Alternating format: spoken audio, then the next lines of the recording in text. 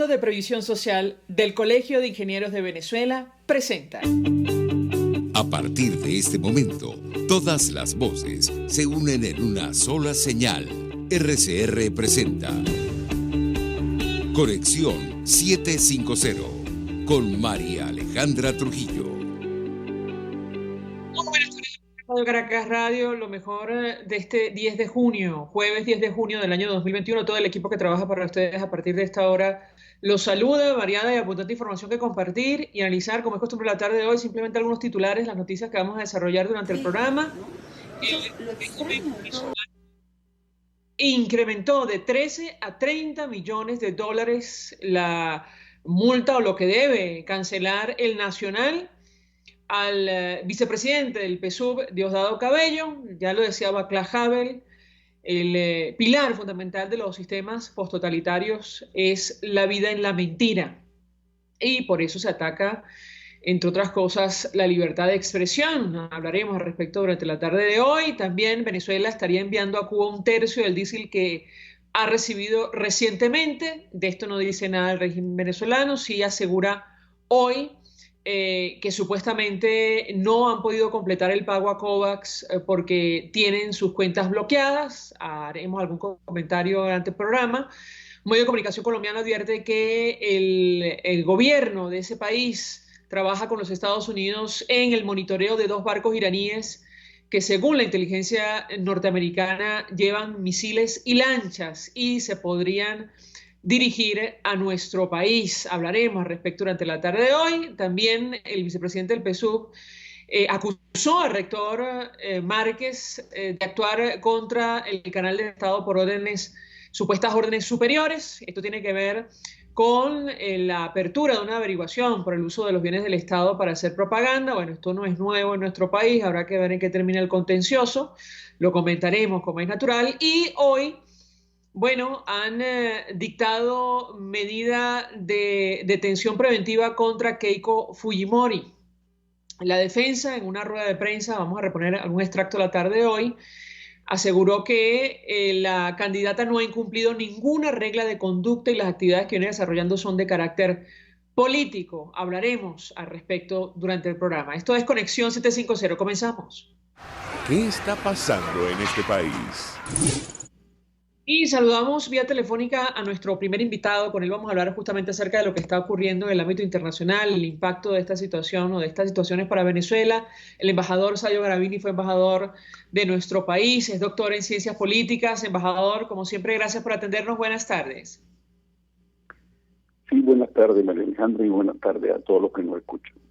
Pues mucho interés de conocer su opinión y análisis acerca del tema que nos ocupa en esta parte del programa. Le pedí un primer comentario sobre lo que está ocurriendo en Perú, el impacto que esto va a tener para la región, para Venezuela y sobre todo esta noticia sobre una orden de detención preventiva contra la candidata de Fuerza Popular, Keiko Fujimori, quien acaba de anunciar que va a impugnar parte del proceso. Lo escuchamos.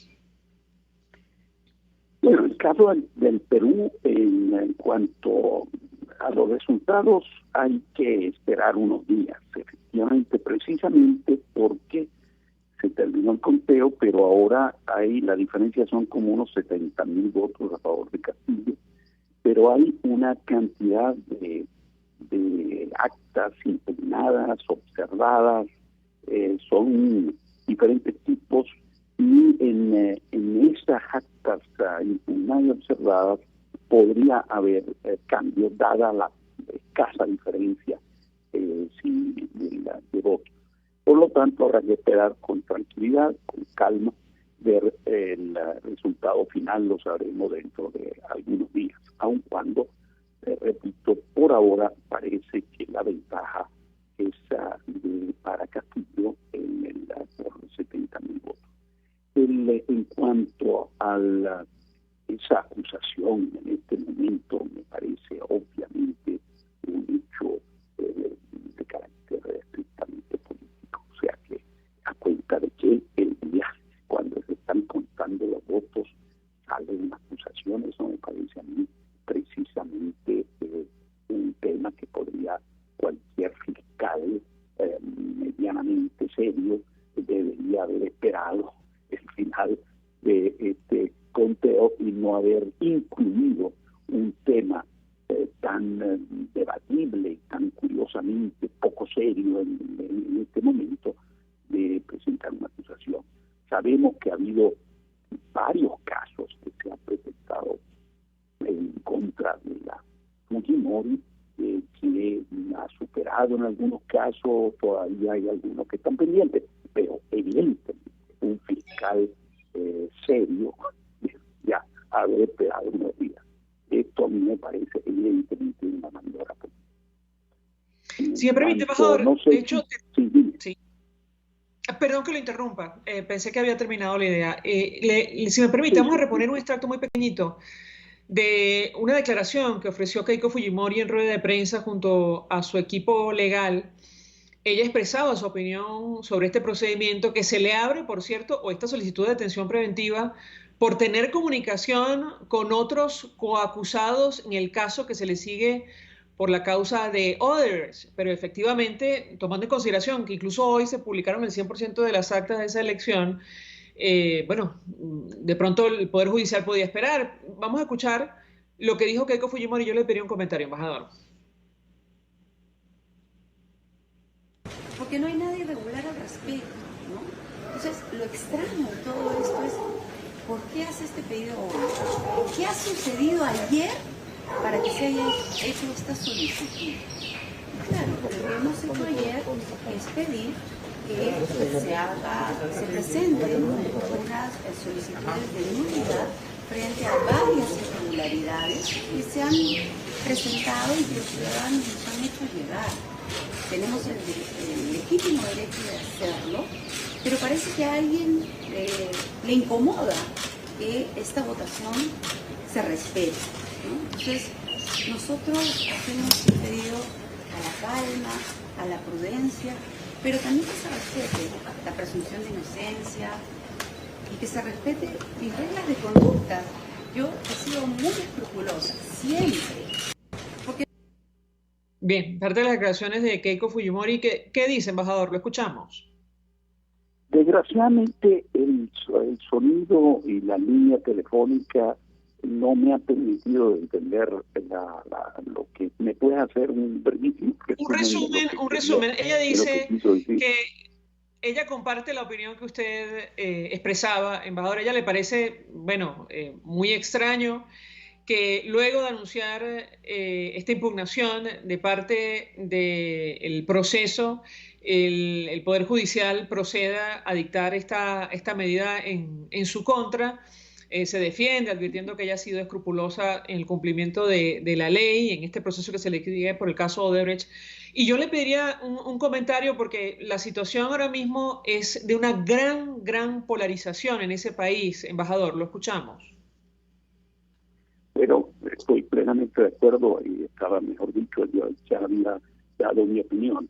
Esto no es el Poder Judicial. Un juez o un fiscal deben haber iniciado este proceso y, repito, si hubiese sido medianamente serio, debería haber esperado unos días, que no cambiaba nada en términos de la situación legal y judicial, pero sí, en cambio, en un momento como este, tiene efectos políticos que evidentemente...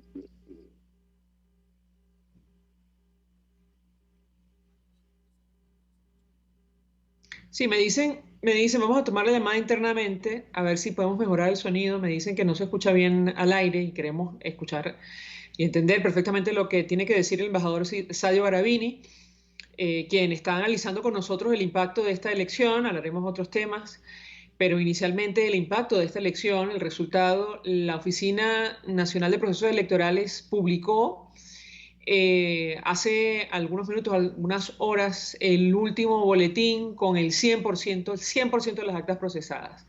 Según ese boletín, el virtual ganador sería Pedro Castillo, de Perú Libre, con 8.800.486 votos.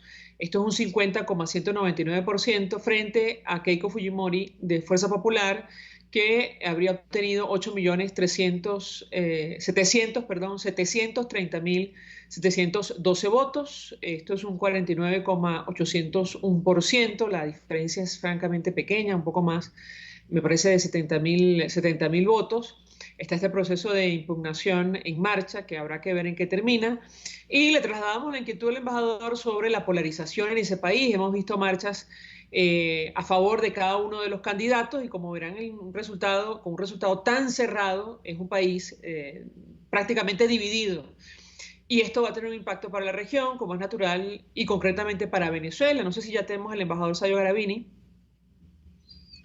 Me parece que todavía no. Espero confirmación del equipo para seguir con esta conversación y análisis sobre lo que podemos esperar o no, y el impacto que esto va a tener para la población de venezolanos. Lo hablábamos con el embajador designado por la Asamblea Nacional, Carlos Escul, en este espacio, en Perú.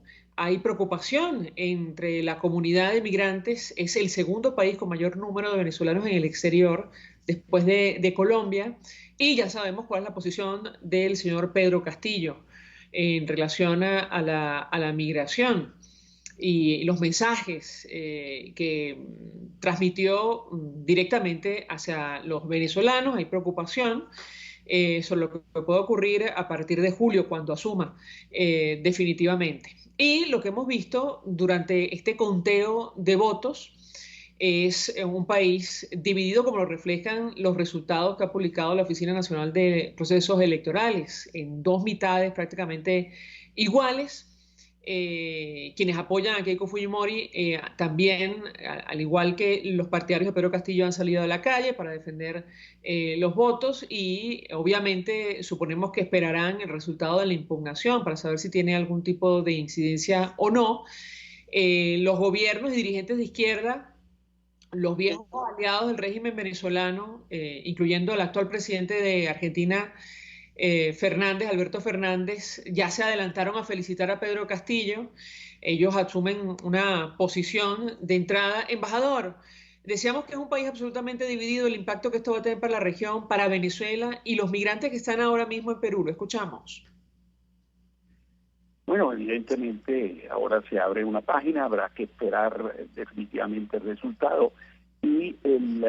Pero evidentemente es un país, yo diría que Perú es un país, son dos países. Está el país de la costa y el país de la sierra.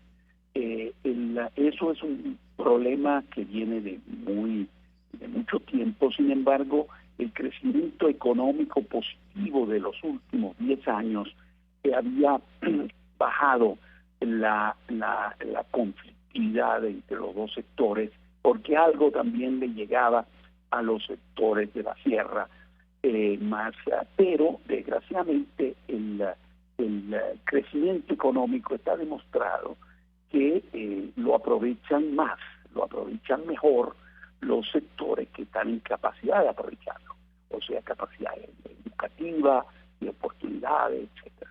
Entonces, si a esto le agregamos el fenómeno de la pandemia, que ha golpeado muchísimo al Perú, quizá uno de los países que más ha afectado, América Latina en general es el continente que va a pagar el costo más alto de la pandemia en términos socioeconómicos, por su situación anterior, por la desigualdad, por la dificultad precisamente de una estructura social compleja, y los gobiernos estaban en general poco preparados, con sistemas de salud no en gran capacidad para responder a este desafío.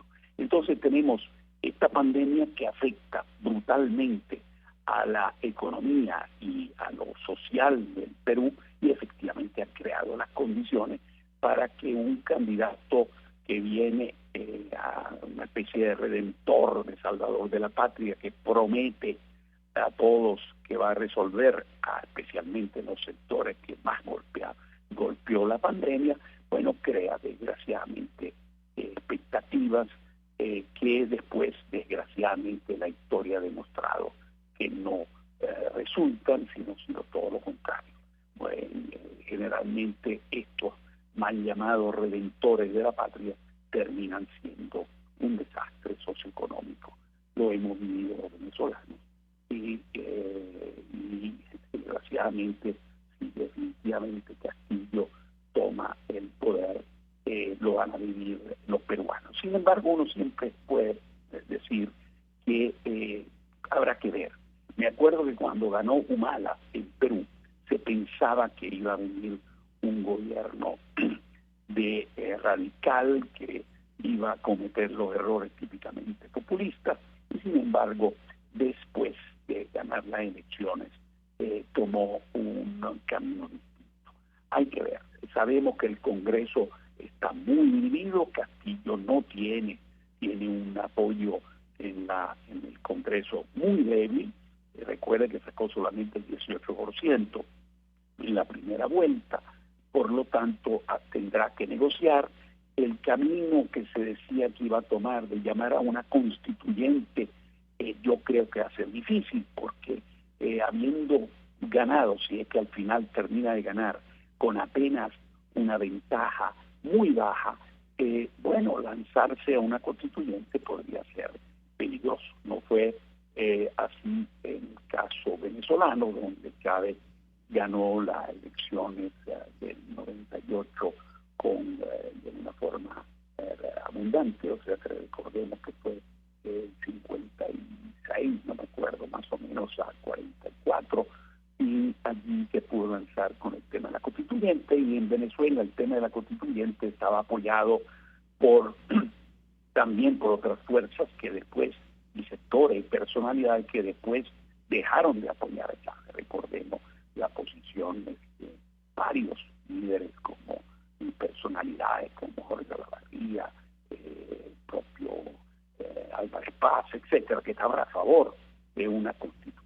Bueno, no es lo mismo en Perú. La situación la veo no fácil para Castillo llamar a una constituyente y lograr que eso veremos qué hacen las instituciones. Allí las instituciones tienen cierta autonomía mucho mayor que en otros países. Bueno, veremos.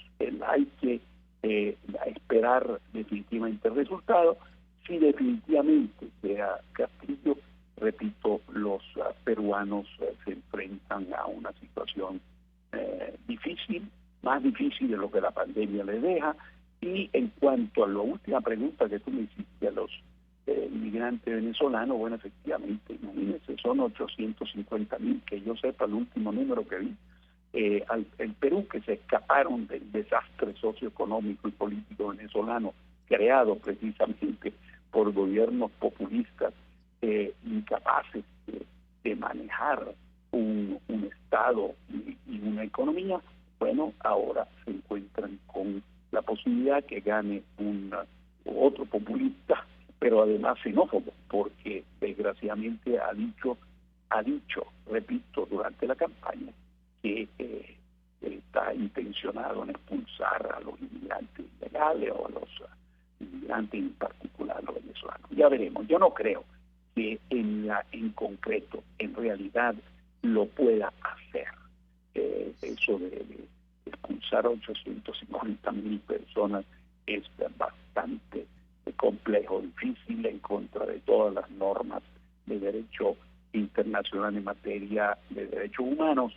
Así que siempre hay que tener cierta ponderación en el análisis. Veremos, repito, el caso de Humala, el caso de Lenín Moreno. O sea, hay casos en los cuales se pensaba que iban por un camino y después fueron por otro.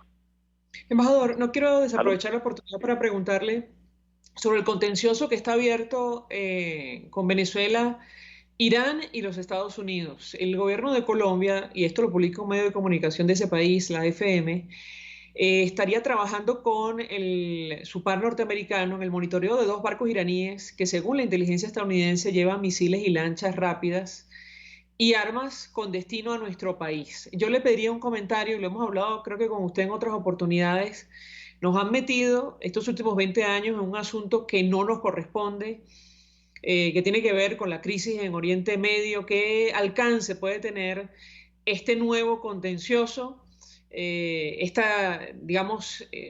cruce de información sobre la llegada de supuestos barcos o buques con armas iraníes a nuestro país? Lo escuchamos. Bueno, eso precisamente sería algo que yo quisiera ver, si de verdad, o sea, siempre hay que tener mucho cuidado con esa información, si de verdad estos barcos iraníes vienen a Venezuela y si de verdad cargan misiles, porque otra cosa sería solo las lanchas rápidas, ¿eh? Pero si hay misiles de largo alcance, yo te diría que allí sí habría una situación en la cual los Estados Unidos podrían verse en la necesidad de actuar. No creo que dejarían, por las declaraciones que se han escuchado entre senadores y personalidades norteamericanas al respecto, que Irán pueda colocar armamentos que podría dar, dependiendo de los alcances, ¿no? Porque eso es muy importante entender qué tipo de armamento llegaría. Pero frente a un misil balístico, yo diría que sin duda alguna Estados Unidos no dejaría de actuar. Embajador Sabio Garavini, 1.000.000 de gracias por atendernos, acompañarnos estos minutos. Fue embajador de Venezuela, doctor en ciencias políticas. Bueno, expresando opinión, análisis acerca de lo que está ocurriendo en el ámbito internacional, no solo con esta elección en Perú, esta segunda vuelta, el impacto que va a tener para nuestro país, para la región, sino este contencioso que tiene que ver con la supuesta llegada de 2 barcos a nuestro país con armas iraníes. Vamos a la pausa, regreso, venimos con más. Usted está viendo Conexión 750 con María Alejandra Trujillo. Solo por RCR 750, porque lo bueno une. Puedes seguirnos en nuestras redes sociales. En Twitter, @RCR750, la radio que se ve. Mensaje del ingeniero José Peraza, tesorero del FONPRES CIB. Estimado colega ingeniero arquitecto y profesional afín, el Colegio de Ingenieros de Venezuela y el Fondo de Previsión Social, preocupado por la salud de tu familia, ha diseñado un sistema de salud integral que coloca a tu disposición y que contiene asistencia primaria de salud, ambulancia, hospitalización, cirugía, oftalmología, dermatología, fisioterapia, psicología, odontología, farmacia y funerario. Para mayor información, visítanos a nuestros portales cib.net.be, fonprescib.net.be, Colegio de Ingenieros de Venezuela, construyendo futuro. ¿Te imaginas unos deliciosos y súper cremosos helados libres de azúcar, libres de lácteos, libres de huevos, libres de gluten, libres de culpas? Te lo tengo. Heladería Vegan Fruit lo hizo posible y aptos para todo tipo de personas. Los heladitos Vegan Fruit los encuentras en los mejores supermercados y tiendas de delicateces. Síguelos en las redes. @heladería Vegan Fruit. Amor vegano y cremoso. El poder de la comunicación en tus manos. Conexión 750 con María Alejandra Trujillo. Solo por RCR 750, la radio que se ve. Continuamos, amigos, en Conexión 750 y compartimos algunas de las informaciones que están en desarrollo en Venezuela, más allá de nuestras fronteras. Lo dicho, el régimen incrementó de 13 a 30 millones de dólares lo que el Nacional debe pagarle a Diosdado Cabello. Esto es un titular del Nacional. En su versión electrónica, el Juzgado Tercero de Primera Instancia en lo Civil, Mercantil, Tránsito y Bancario de la Circunscripción Judicial del Área Metropolitana de Caracas dictaminó que debe cobrarse el doble de lo sentenciado más las costas procesales luego del embargo. Insistimos, esto forma parte, de lo que denominó en su momento el expresidente Chávez la hegemonía comunicacional, esa política un solo medio, un solo mensaje, y esta es una interpretación muy, muy personal. Venezuela envía a Cuba 1/3 del diésel recién recibido, y esto lo tomamos de tal cual. La información dice lo siguiente: reportes de embarque de PDVSA revelan que la administración de Nicolás Maduro continúa enviando diésel a la isla de Cuba. Un informe de Caracas Capital indica que unos 159.445 barriles de combustible navegaron en el buque Alicia el pasado 2 de junio con destino al puerto de Matanzas, una situación inexplicable, injustificable, tomando en consideración las dimensiones de la crisis que hay en nuestro país por la falta justamente de gasoil, de diésel. Pero sobre esto no dice el régimen de Nicolás Maduro absolutamente nada. La FM de Colombia, el gobierno de Colombia trabaja con Estados Unidos en el monitoreo de 2 barcos iraníes que según inteligencia estadounidense llevan misiles y lanchas rápidas y armas para el régimen de Nicolás Maduro. Más adelante, el director de la FM, Luis Carlos Vélez, ofrece detalles de la información. La FM ha podido establecer que el tema es considerado por Estados Unidos y Colombia como de alta importancia para la seguridad hemisférica. Insistimos, habrá que ver si esto se comprueba o no, como ha dicho el embajador Sayo Garavini, y la reacción, insistimos, de comprobarse del gobierno norteamericano. La vicepresidenta del régimen de Maduro, Delcy Rodríguez, dijo hoy que desde el mecanismo COVAX se informó al gobierno que parte de los recursos depositados para la adquisición de vacunas han sido bloqueados, esto está entre comillas, por un banco internacional y están bajo investigación. Otra vez, habrá que ver si esto es verdad o no, tomando en consideración que al menos las sanciones de los Estados Unidos exceptúan la adquisición de alimentos y medicinas. Cabello acusa que Rector Márquez, se refiere a Enrique Márquez, actuó contra Venezolana Televisión por órdenes superiores, no sabemos a qué se refiere. A mí me gusta cuando la oposición cita la Constitución porque la reconoce. En el artículo 70 se le puede aplicar a usted, señor Márquez, porque la salsa que es buena para el pavo es buena para la pava, comentó el dirigente político. Y el rector Roberto Rincón se refirió al tema en sus redes sociales. Esto tiene que ver en la práctica con el uso de recursos del Estado para hacer propaganda política. Y esto lo hemos vivido, bueno, prácticamente desde el inicio de la administración del expresidente Chávez en nuestro país. Nunca se ha hecho nada y la verdad existen dudas. A las 5:30 hablaremos ampliamente de este tema, pero existen dudas de que se pueda hacer algo, que se vaya a hacer algo en los actuales momentos. En el CNE, dice el rector Roberto Rincón, queremos avanzar en la reinstitucionalización porque eso es lo que le conviene al país, instituciones y poderes públicos que cumplan con la Constitución y las leyes y que sirvan a todos los ciudadanos por igual. Ni el canal del Estado, escribía Roberto Rincón, ni ningún otro medio público o privado pueden ser utilizados como instrumentos de intimidación, sino más bien como tribunas privilegiadas para la promoción de valores como el respeto, la pluralidad y la tolerancia. En fin, habrá que ver, insistimos, en qué termina esto. No, en lo personal, no albergamos demasiadas esperanzas. Resultados de las elecciones en Perú, esto lo tomamos del país de España. El argentino Alberto Fernández saludó a Castillo como presidente electo de Perú. Esto lo hizo ahora a través de redes sociales. Ya vamos a reponer una declaración de Alberto Fernández, que bueno, le ha dado la vuelta al mundo. Le llama indígenas a los brasileños, también a los mexicanos, en fin. Tremendo lo que dijo. La candidata de la derecha está investigada por presuntos cobros ilegales de la constructora brasileña Odebrecht, pero hay que aclarar, y internamente el país lo detalla, que esta orden de detención preventiva tiene que ver con la comunicación que ha sostenido, según este fiscal que pide su detención, con personas que están señaladas también en este caso. La defensa de Keiko Fujimori dijo: la señora Fujimori no ha incumplido, esto lo tomamos en NTN 24, ninguna regla de conducta. Las actividades que viene desarrollando son de carácter político. Un país, insistimos, dividido, un destino muy complicado el que tiene Perú por delante. Esposa del Chapo Guzmán se declaró culpable de tráfico de drogas y otros cargos. Esto lo tomamos de La Voz de América.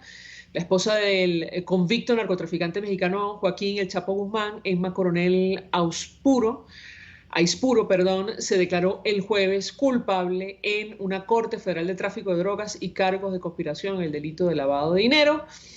La pena es, de varios años. Si esto avanza, Coronel podría enfrentar cadena perpetua solo por el cargo de distribución de drogas y una multa de hasta $10 millones, como lo aclara La Voz de América. Vamos a reponer uno de los videos más comentados en redes sociales en las últimas horas. Esta declaración del presidente de Argentina, él, alcanzó a disculparse, no sé si fue peor el remedio que la enfermedad en sus redes sociales, pero esto fue lo que dijo en compañía del presidente del gobierno español, Pedro Sánchez, acerca de los mexicanos, los brasileños y, según su interpretación, de los argentinos. Escuchemos.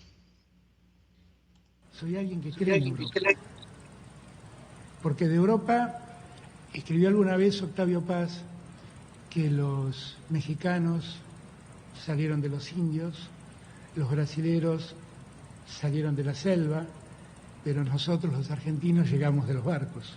Y eran barcos que venían de allí, de Europa. Y así construimos nuestra sociedad. Bueno, la cita además muy mal hecha, descontextualizada, terrible el mensaje. Bueno, como ustedes comprenderán, generó toda clase de reacciones. Por cierto, el presidente Bolsonaro, no lo coloqué en el resumen de noticias, pero lo que dijo, bueno, se rió y dijo de Fernández y Maduro, para ellos no hay vacuna. Esa fue su declaración a propósito, bueno, esto no hay ni por dónde agarrarlo. Nosotros vamos a la pausa. A regreso venimos con más. Estás en sintonía de Conexión 750 con María Alejandra Trujillo. Solo por RCR 750. Porque lo bueno une. Sintonícenos a través de Periscope. @RCR750, la radio que se ve. Mensaje del ingeniero José Peraza, tesorero del FONPRES CIB. Estimado colega ingeniero arquitecto y profesional afín, el Colegio de Ingenieros de Venezuela y el Fondo de Previsión Social, preocupado por la salud de tu familia, ha diseñado un sistema de salud integral que coloca a tu disposición y que contiene asistencia primaria de salud, ambulancia, hospitalización, cirugía, oftalmología, dermatología, fisioterapia, psicología, odontología, farmacia y funerario. Para mayor información, visítanos a nuestros portales cib.net.be, fonpresib.net.be, Colegio de Ingenieros de Venezuela, construyendo futuro. El que sabe de sabor sabe de saber que Del Corso es la clásica pastelería italiana de Caracas. Qué ricos sus dulces típicos tradicionales como los auténticos cannoli, la sfogliatella o la cola de langosta no tienen comparación. La pasta seca de almendras y chocolate o su gran variedad de tortas, cumpleaños, bodas, bautizos o comuniones, reuniones familiares o eventos corporativos. Teléfonos 0212-941-1971. Pastelería Del Corso, la pastelería italiana por tradición y excelencia. RCR 750 AM. Porque lo bueno une.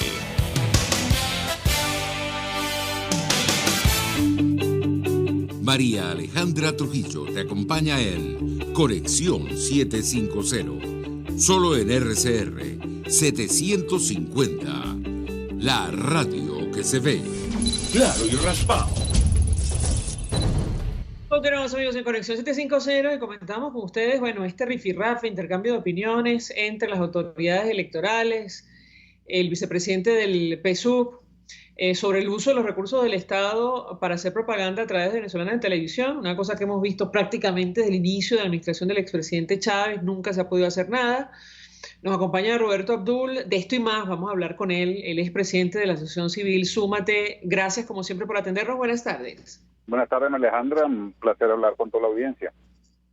Pues le pedí un primer comentario sobre este tema. Decíamos a título personal que, bueno, no albergábamos demasiada esperanza de que esto trascendiera, pero ¿qué interpretación hace usted sobre estos hechos que tienen que ver con lo evidente, el uso de los recursos del Estado para hacer propaganda oficial a través de Venezolana de Televisión? Bienvenido, lo escuchamos. Yo le agregaría el uso y abuso de los recursos del Estado. Delito penado, además, no solamente en la materia electoral, sino también, digamos, por el marco regulatorio en general y la ley anticorrupción. Fíjate, como bien decías, eso ha sido una práctica reiterada desde los inicios, digamos, de la presidencia de Hugo Chávez Frías, por allá en el año 99. En todos los procesos electorales se han hecho las denuncias respectivas, siempre ha estado presente, digamos, si ha habido algún tipo de sanción, han sido sanciones pecuniarias muy, digamos, bajas, leves, que no generan incentivos para que se deje de seguir cometiendo este tipo de excesos y este tipo de ilegalidades y ventajismo en todas las campañas.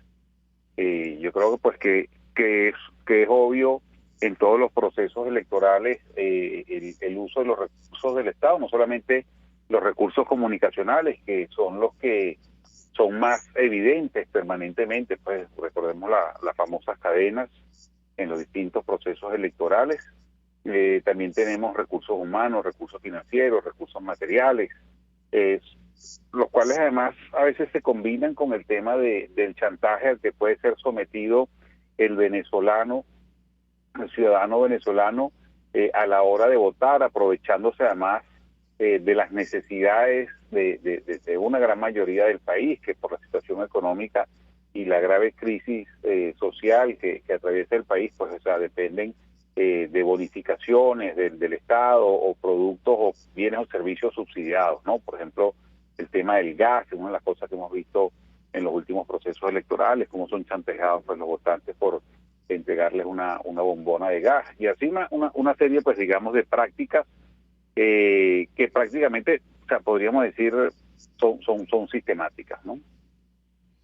Ahora, citábamos al rector Roberto Rincón en sus redes sociales. Él decía que querían avanzar en un proceso de reinstitucionalización del máximo ente comicial, porque es lo que le conviene al país. Esto ha provocado que un rector suplente, bueno, le conteste diciendo que no hay que rescatar ninguna institucionalidad. Yo les pediría un comentario, porque esto evidencia, bueno, digamos, la conformación de este Consejo Nacional Electoral, y no sé si al final lo que podemos esperar del proceso que está en marcha. ¿Qué opina usted? Lo escuchamos.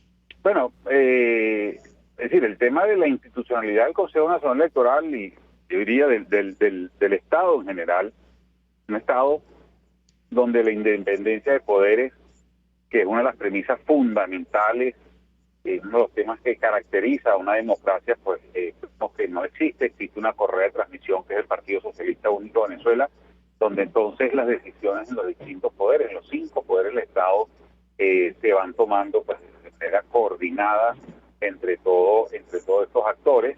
Vemos, por ejemplo, si ponemos el ejemplo del tema electoral, en el tema electoral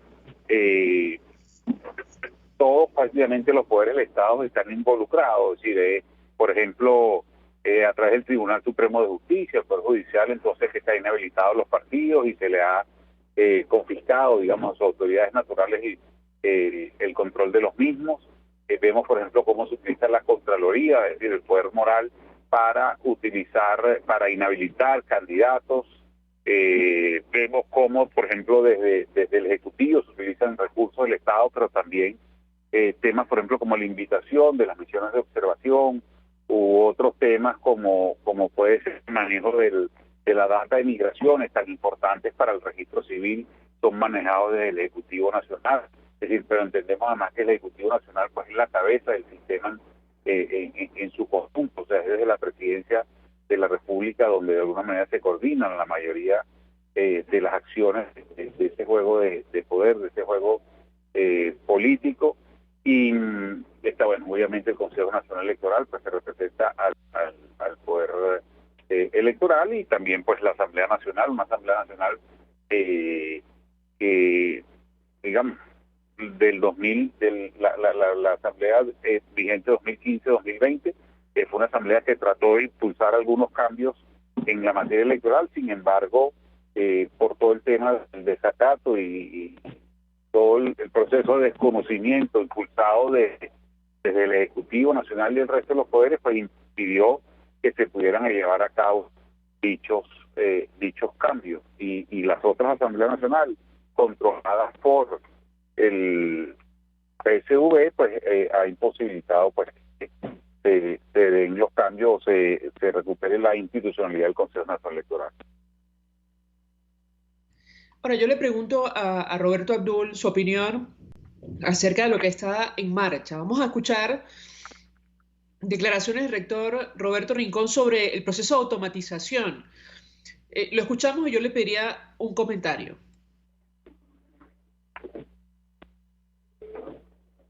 Una excelente noticia para Venezuela y una excelente noticia para el poder electoral venezolano. La instalación de esta mesa técnica que va a realizar la revisión exhaustiva del sistema de la plataforma automatizada del CNE permitirá establecer la calidad de los productos que sirven al CNE, tanto bases de datos como sistemas programados y el hardware que los soporta. Después de estas 6 semanas que va a durar esta auditoría, vamos a tener distintos productos. El primero va a ser un informe que determinará pues todo lo que se hizo y que quizás también será avanzando, digamos, con una bitácora de lo que se va revisando semana a semana por parte de los auditores. Y igualmente tendremos unas recomendaciones priorizadas sobre lo que debe ser el futuro del sistema electoral venezolano, cómo eso pues se puede ir mejorando y cómo desde la academia se puede colaborar con el poder electoral para darle mayor solidez y mayor confiabilidad a todo el sistema y que los venezolanos puedan confiar en que su voto se emite y se procesa de acuerdo a la Constitución. Es una magnífica noticia entonces que contemos con estos 10 académicos dedicados durante estas 6 semanas a la revisión del software y de la hardware y de las bases de datos, y con eso pues podremos saber con suficiente tiempo, casi 4 meses antes de que se ejecute la elección, que los productos que estamos utilizando pues cumplen con todas las condiciones para garantizar el voto de los venezolanos. Entonces, bueno, manos a la obra y muchas gracias por su tiempo durante estas 6 semanas. Escuchamos al rector Roberto Rincón. Le pido un comentario a nuestro invitado acerca del sistema de automatización y la empresa que va a estar encargada de ello de cara al proceso de noviembre. Lo escuchamos. Sí, primero, yo un poco reiterar mi confianza en el conocimiento del rector Roberto Picón en esta materia. Roberto Picón, pues por varios años, diría unos 12, 13 años, no sé, recuerdo exactamente cuánto, ha participado en varios de los procesos de auditoría que se han llevado en el Consejo Nacional Electoral de la plataforma anterior. Recordemos que ahora tenemos una plataforma, o sea, esto no es solamente un proceso de auditoría, sino además va a ser como la iniciación o el conocimiento de esta nueva plataforma. Recordemos que el año pasado, a inicios del año pasado, 2020, en el incendio ocurrido en las instalaciones del Consejo Nacional Electoral, se perdió prácticamente la totalidad de las máquinas de votación y los accesorios que acompañaban estas máquinas de votación, incluidos los sistemas de identificación del elector. En ese momento pues se adquirió, ya no existe una relación formal con la empresa Smartmatic, que fue una empresa que fungió o tuvo un rol de especie de aliado estratégico del Consejo Nacional Electoral desde el 2004 hasta la elección de la Asamblea Nacional Constituyente en finales de julio de 2017. A partir del momento en que Antonio Mujica, 2-3 días después de la elección, denuncia las discrepancias en cuanto a los resultados totalizados por la empresa y los anunciados por la presidenta del momento, Tibisay Lucena, pues en ese momento pues la relación entre el Consejo Nacional Electoral y Smermatic, pues bueno, se generó una brecha que en las elecciones subsiguientes pues prestaron una información mínima que necesitaban desde el punto de vista tecnológico, pero después entonces ya hubo un rompimiento de las relaciones entre ambos actores. El año pasado se adquirió una nueva plataforma. Entendemos que la empresa integradora de la plataforma es la empresa Excle. Sin embargo, pues bueno, es un proceso que se hizo completamente, digamos, a oscuras, incumpliendo pues lo que deberían ser el debido proceso, o sea, lo que tiene que ver con la materia de las licitaciones para la evaluación y adquisición de bienes y servicios por parte del Estado. Entonces, este proceso, yo felicito pues bueno, que se arranque por lo menos con la intención.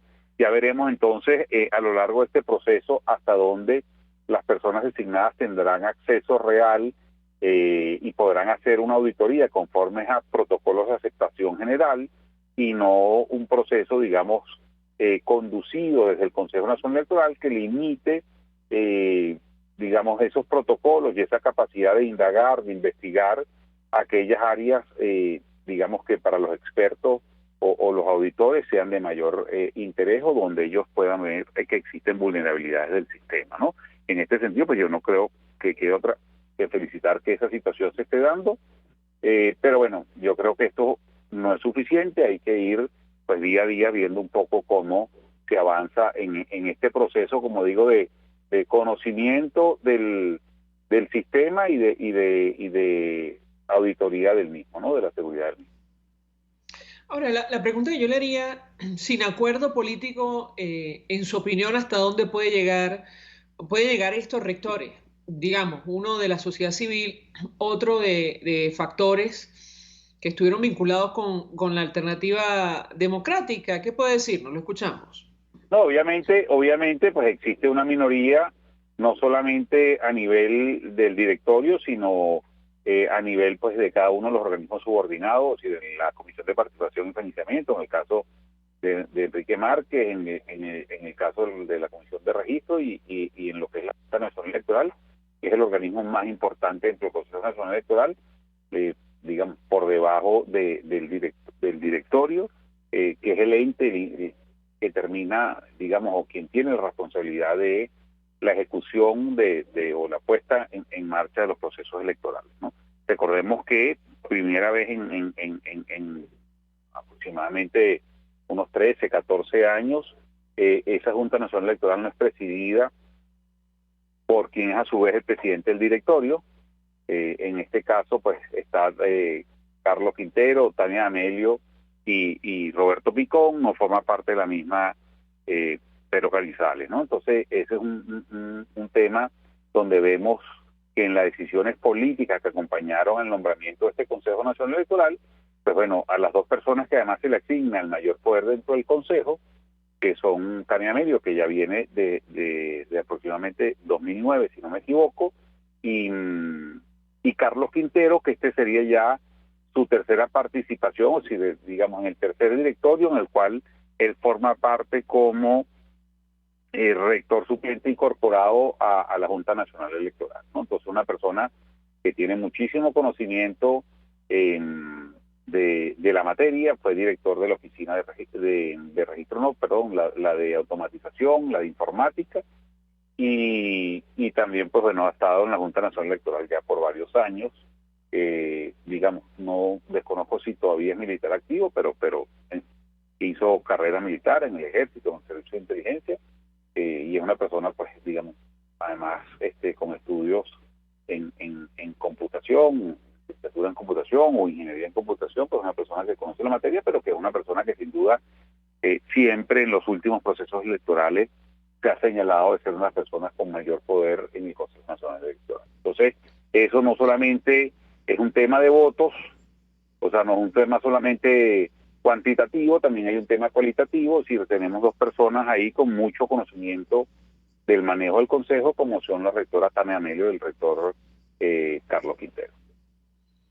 Gracias a Roberto Abdul por atendernos, acompañarnos estos minutos, presidente de la Asociación Civil Súmate, expresando opinión y análisis acerca, bueno, de lo que ha ocurrido en los últimos días de cara a este proceso que se ha anunciado para el mes de noviembre, que realiza el máximo ente comicial designado por la Asamblea Nacional Oficialista. Vamos a la pausa y de regreso venimos con más.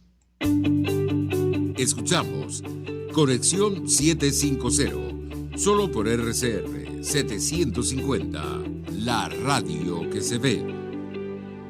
Puedes seguirnos en nuestras redes sociales, en Twitter, @RCR750, la radio que se ve.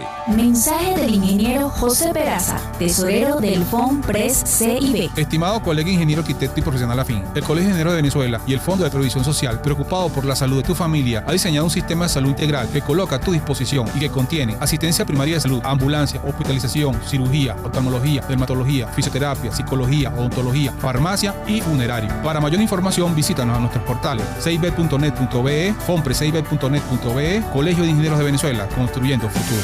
En tiempos de pandemia, la solución más efectiva es un concentrador de oxígeno, porque ofrece un suministro infinito de oxígeno. No necesita recargas. Además, aplica dosis de oxígeno según el pulso del paciente. Contáctenos 0412-030-9150. El poder de la comunicación en tus manos. Conexión 750 con María Alejandra Trujillo. Solo por RCR 750, la radio que se ve. Continuamos, amigos, en Conexión 750, al cierre, información de interés. La OEA reacciona a lo que está ocurriendo en Nicaragua. Hablábamos en estos días con un periodista que incluso está en el exilio para entender el alcance de estas detenciones en los últimos días. Luis Almagro, pidió suspender a Nicaragua de la OEA tras la ruptura del orden democrático el secretario general del organismo hemisférico solicitó, y dio nota de la Deutsche Welle alemana, solicitó realizar una reunión de urgencia ante la arremetida sin precedentes del gobierno de Daniel Ortega contra la oposición. El secretario general de la Organización de Estados Americanos, Luis Almagro, pidió suspender la participación de Nicaragua en el bloque regional, por lo que consideró una arremetida sin precedentes del gobierno de Daniel Ortega. Además, recordó que Nicaragua incumplió la resolución de la última Asamblea General de la OEA en octubre pasado, por la cual se fijó mayo de este año como plazo para implementación de reformas electorales que garanticen elecciones libres y transparentes en el país centroamericano. Bueno, cualquier parecido con la realidad, lamentablemente, es pura coincidencia. Nosotros nos despedimos y lo hacemos a nombre de Jaime Estares en la dirección general de la estación, en la gerencia de producción Willy Charcaya, en la producción César Umbría, en los controles Víctor Mejías, quien tuvo el placer de acompañarles, María Alejandra Trujillo. El Fondo de Previsión Social del Colegio de Ingenieros de Venezuela presentó. RCR presentó Conexión 750 con María Alejandra Trujillo. Solo por RCR 750, la radio que se ve.